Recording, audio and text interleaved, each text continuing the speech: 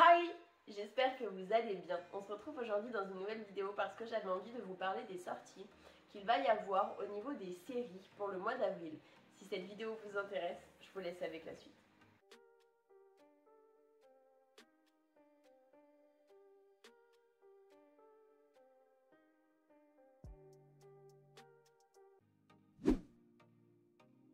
La première série qui commence le 5 avril, il s'agit de The Good Mothers, qui raconte l'histoire précisément de Alexandra Serretti, qui est une jeune procureure fraîchement nommée, qui s'est vue attribuer la tâche colossale de mettre les membres de la Ndrangheta, c'est-à-dire la mafia calabraise, sous les verrous.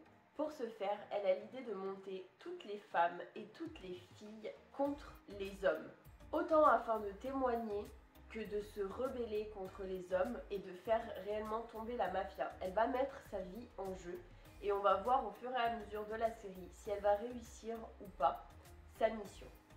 Toujours le 5 avril, il y a la nouvelle série Voyage au centre de la Terre, qui va nous raconter l'histoire de Diego et de ses amis qui vont dans une espèce de camp de vacances, dirigé par un certain Pompilio Calderón, qui apparemment est un explorateur un petit peu beaucoup excentrique. Diego et ses amis vont par hasard découvrir un médaillon dans le camp qui apparemment aurait appartenu à la grand-mère de Diego. C'est comme cela qu'on va suivre les aventures de Diego et ses amis dans le camp.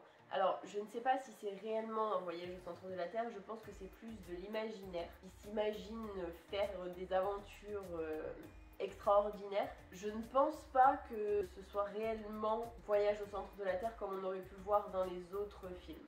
Le 6 avril, on a la nouvelle série Asperger, qui raconte l'histoire d'une mère célibataire récemment séparée de son mari qui se nomme Louison et qui a 38 ans. Elle va découvrir qu'elle a ce qu'on appelle un trouble du spectre de l'autisme. Si on le découvre, c'est parce qu'on lui a fait des examens car son fils de 11 ans a blessé un camarade lors de la rentrée scolaire. Pour elle, c'est un soulagement car ça explique beaucoup de choses, mais le problème, c'est que les assistantes sociales ne vont pas voir les choses de la même façon que la jeune mère, car ils vont mener une enquête afin de savoir si elle est apte ou non à garder son enfant, tout simplement, à avoir la garde complète de son enfant. Afin de pouvoir garder son enfant définitivement et de réussir, entre guillemets, l'enquête qu'ils sont en train de mener au niveau des services sociaux, elle va essayer de paraître le plus normal possible. Sauf que dans sa famille, ils ne savent pas très bien ce qu'est être normal ou pas. Donc ça risque d'être assez compliqué. Le 7 avril, il y a la nouvelle série Transatlantique, qui raconte l'histoire vraie de Varian Fry, Mary Jane Gold et du comité de secours d'urgence à Marseille entre 1940 et 1941, qui sont en réalité des personnes qui vont risquer leur vie afin de sauver 2000 personnes qui se trouvent être des réfugiés à fuir la France qui est actuellement occupée. Dans les réfugiés, il y a de nombreux artistes, une bande internationale de jeunes héros et aussi leurs protégés qui vont occuper une villa à la lisière de la cité phocéenne. Toujours le 7 avril, il y a la nouvelle série Teeny Beautiful Things, qui raconte l'histoire d'une femme qui vit avec sa fille adolescente et qui devient Dear Sugar. Dear Sugar, c'est une personne qui écrit dans un journal les choses qu'elle aurait aimé savoir quand elle était jeune. Par exemple, s'il y a quelque chose qu'elle a mal fait, elle le note dans son journal. Qu'elle n'aurait pas dû faire ça à cette époque-ci, que sa vie aurait été autrement, etc. En gros, ça va nous raconter à nous les erreurs qu'elle a faites, alors que sa vie est complètement en train de partir en sucette. Elle n'arrête pas de se disputer avec sa fille. C'est une relation un petit peu chaotique qu'elles ont toutes les deux. Je ne vais pas dire toxique parce que je pense pas qu'elle soit toxique, mais j'avoue qu'elles n'ont pas trouvé l'équilibre afin de se parler, afin de vivre ensemble. Elles ont toutes les deux des caractères assez forts, ce qui fait que c'est pas forcément tous les jours facile. Le 14 avril, il y a la nouvelle série La dernière chose qu'il m'a dite. Ça va raconter l'histoire de Anna, qui vit mariée avec un homme, qui vit aussi avec sa belle-fille. Donc son mari avait un enfant quand ils se sont mariés. Sauf que le boulot de son mari dans la police, ça ne se passe pas forcément bien. Un jour, il va partir sans prévenir personne. il va donner un mot à une jeune fille qu'il connaît et que sa famille connaît. Et la jeune fille va apporter le mot à sa femme, donc à Anna, en lui disant de prendre soin de sa fille. Sauf que la relation entre Anna et sa belle-fille de 16 ans n'est pas forcément au beau fixe. On va voir au fur et à mesure de la série que apparemment le boulot de flic du mari d'Anna ne se passe pas très bien car il va devoir disparaître, qu'il n'est pas l'homme qu'il prétend être. Et sa fille, je ne sais pas comment elle va trouver, mais elle va trouver un sac avec beaucoup d'argent. Je suppose que c'est son père qui a mis de l'argent de côté au cas où quelque chose tournerait mal à son boulot, chose qui va arriver. Sauf que Anna et sa belle-fille ne s'y attendaient pas du tout et elles vont se retrouver toutes les deux à devoir fuir, à devoir chercher ce qui s'est réellement passé, pourquoi il est parti, pourquoi elles sont pourchassées, réellement la vérité tout simplement.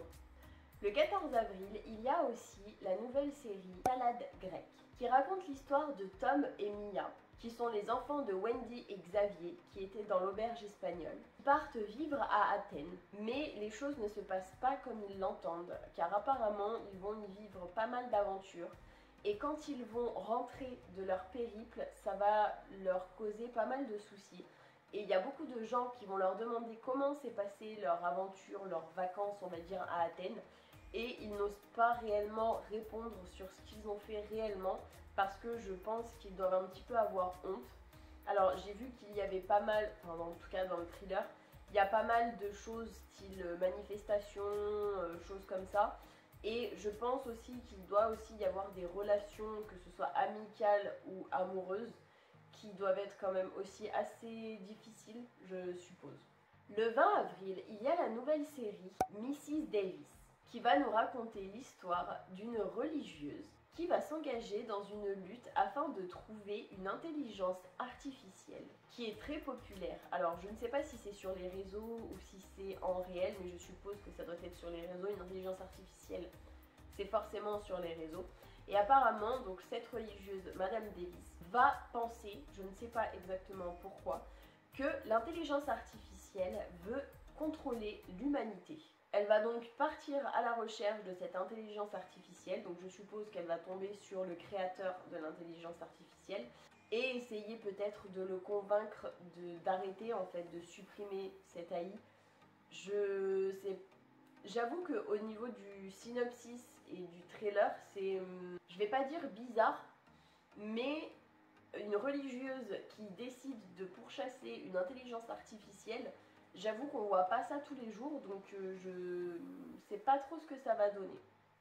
Toujours le 20 avril, il y a la nouvelle série The Diplomat, qui raconte l'histoire d'une femme au beau milieu d'une crise internationale, qui se trouve être diplomate, va se retrouver à un poste de haut niveau alors qu'elle n'a rien demandé. Le problème avec ce changement de poste, c'est que du coup, au niveau de sa famille, ça va avoir beaucoup de répercussions et ça va aussi avoir des répercussions sur sa carrière politique, qui apparemment ne va pas être en bonne situation, si j'ai bien compris.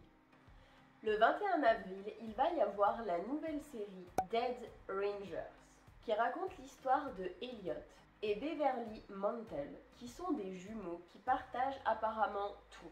Que ce soit les amants, la drogue ou un désir non dissimulé de faire tout ce qu'il faut, y compris repousser les limites de l'éthique médicale, dans le but de remettre en question des pratiques douteuses et de mettre les soins des femmes en première ligne.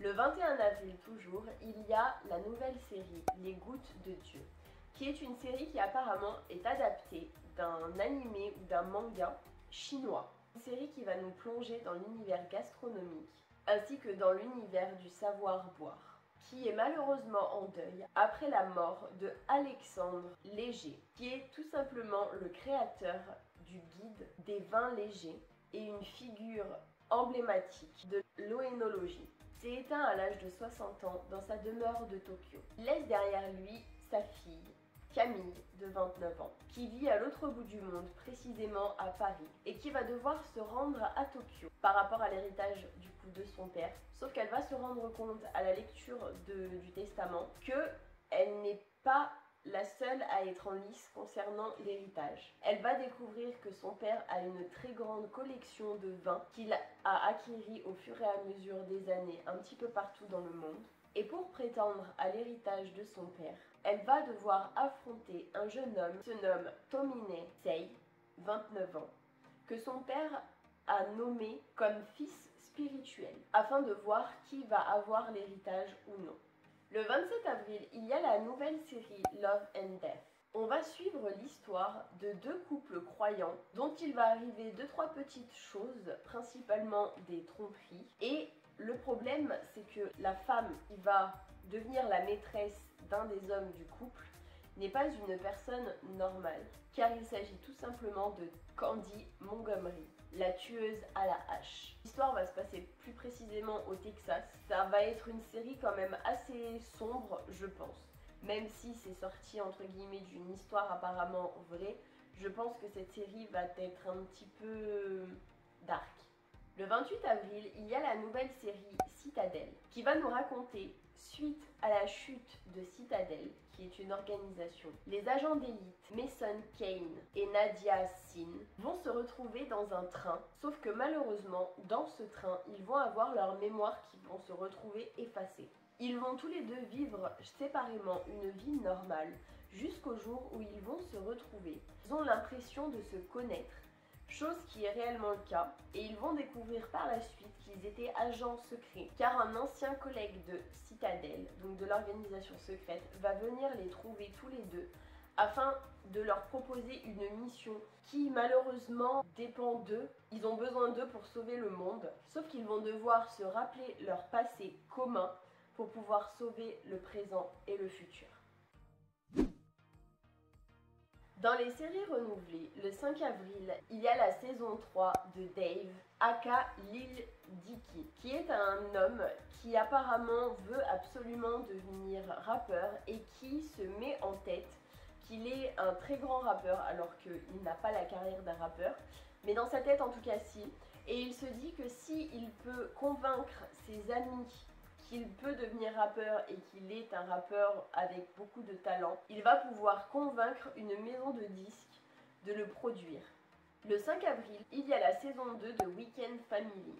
Ça nous raconte l'histoire d'un père qui a 3 enfants avec 3 femmes différentes et qui a ses enfants le week-end, si je comprends bien, mais qui a aussi une nouvelle copine. Le problème, c'est que ces 3 filles sont quand même adolescentes à l'heure qu'il est, et qu'il ne sait pas si sa nouvelle copine va plaire à ses enfants, si elles vont l'accepter ou pas.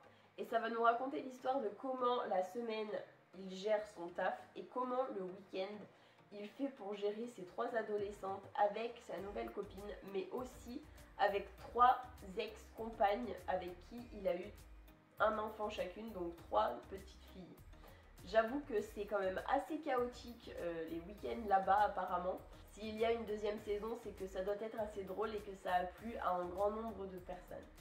La série suivante qui doit commencer le 7 avril, il s'agit de la saison 3 de l'internat, Las Cumbres, qui raconte l'histoire dans un internat complètement perdu et isolé. Les pensionnaires sont des jeunes adolescents rebelles et complètement indisciplinés. Ils doivent suivre une discipline très stricte afin de pouvoir réintégrer le monde extérieur.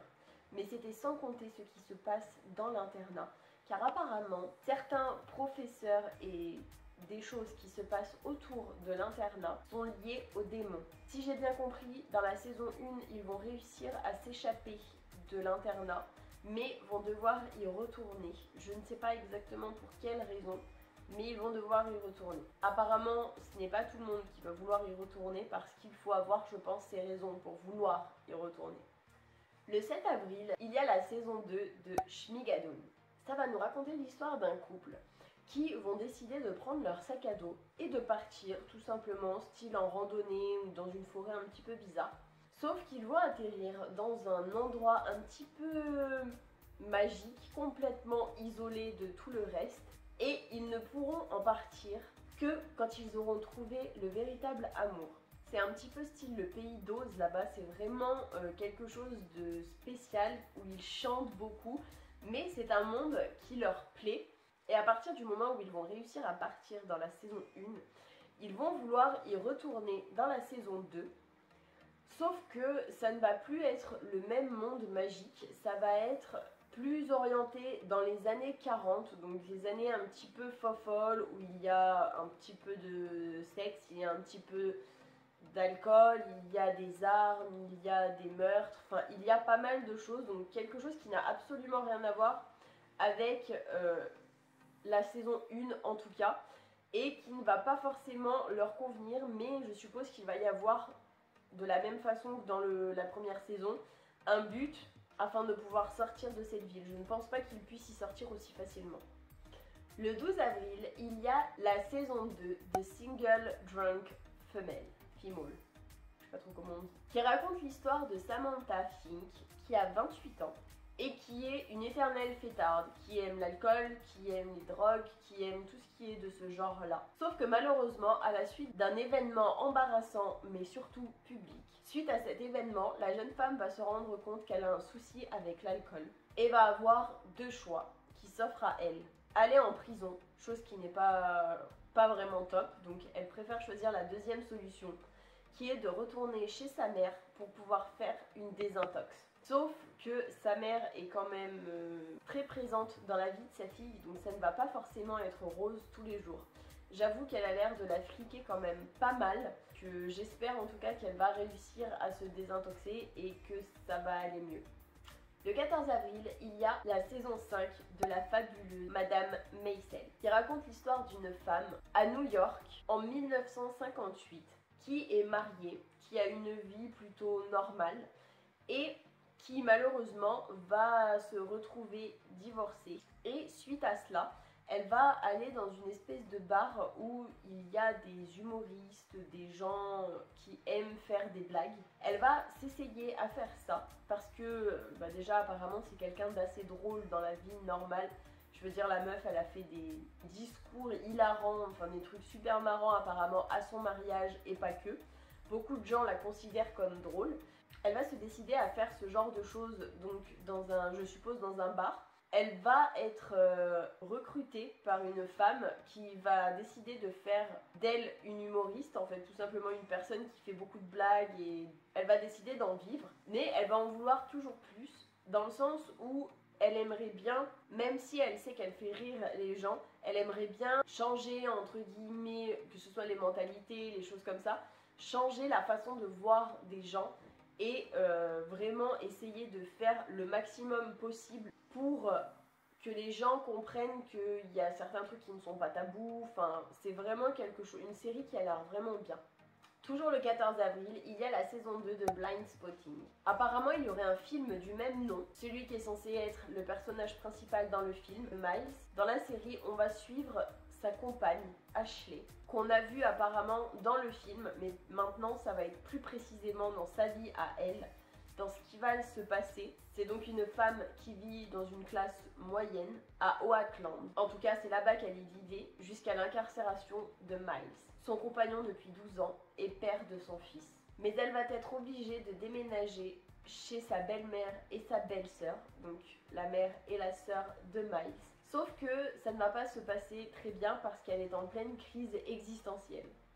Le 17 avril, il y a la saison 2 de Para We Are King, qui nous raconte l'histoire de jeunes filles qui viennent d'un quartier difficile de Berlin. Plus précisément, l'histoire de Jazz, Fanta, Ajra et Razak, qui sont toutes les quatre meilleures amies, qui sont jeunes, belles et pleines de rêves en tête. Elles sont chacune à un tournant de leur vie, mais un jour, elles vont trouver une cachette pleine de drogue.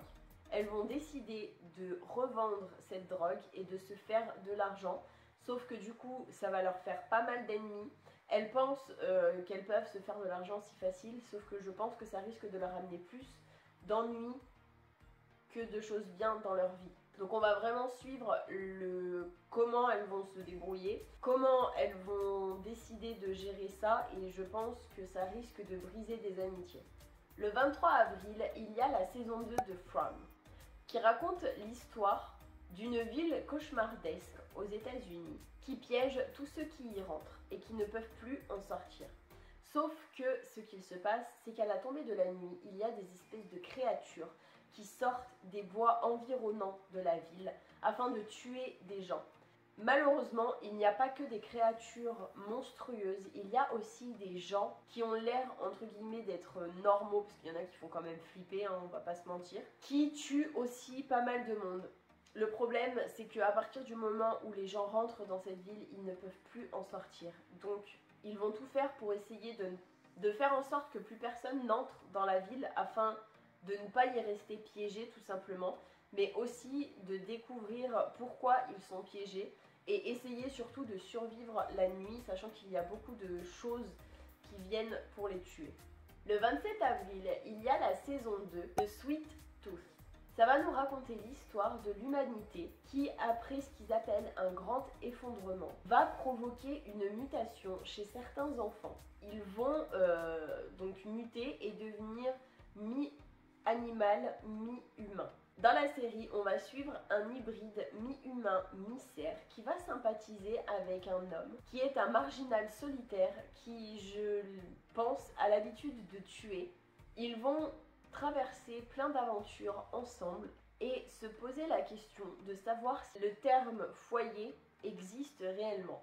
Alors personnellement, je pense qu'un foyer, c'est les personnes avec qui on est bien, etc. Pas juste un endroit, pour moi.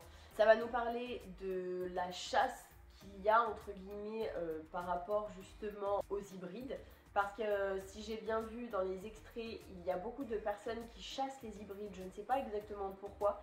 Mais la plupart du temps, l'humanité, que ce soit dans les séries, dans les films ou dans la vraie vie d'ailleurs, les gens ont peur de l'inconnu. Donc ils se méfient et ils préfèrent éradiquer tout simplement les choses qu'ils ne comprennent pas plutôt que d'essayer de comprendre, de savoir le pourquoi du comment, d'essayer de connaître les personnes. Et on va se rendre compte au fur et à mesure des saisons, en tout cas dans la première saison, que le jeune garçon hybride mi-cerf, mi-humain va faire la rencontre d'autres enfants hybrides tout comme lui, qui vivent une vie, on va pas dire paisible, mais qui vivent une vie bien, qui malheureusement se font quand même chasser de temps en temps, mais qui ont l'air plutôt pas mal, dans leur vie en tout cas. Et la dernière série qui doit sortir le 28 avril, il s'agit de la saison 2 de The After Party.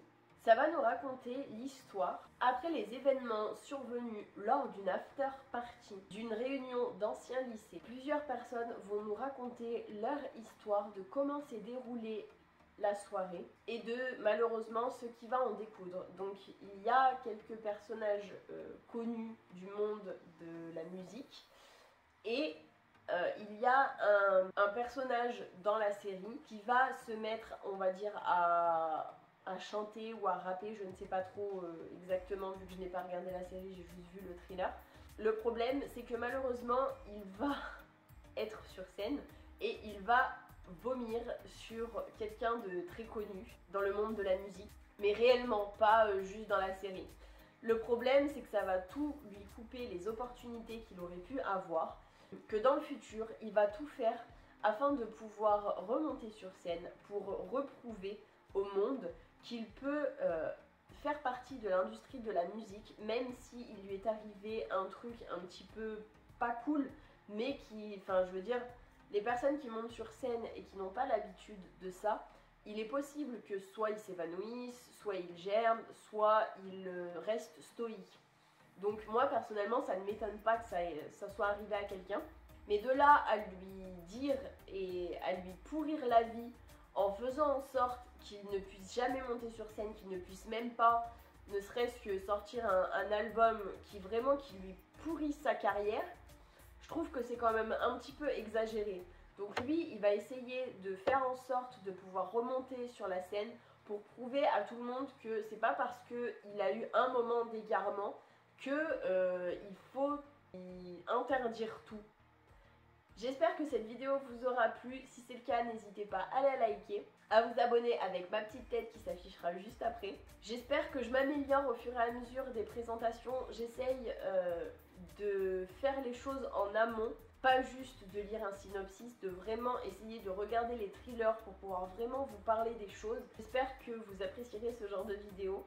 Moi en tout cas ça me fait plaisir de vous parler de ce qui va sortir, j'avoue que comme ça moi je suis au courant et vous si ça peut vous aider j'en suis encore plus contente. Je vous fais plein d'énormes bisous et je vous dis à la prochaine pour une prochaine vidéo.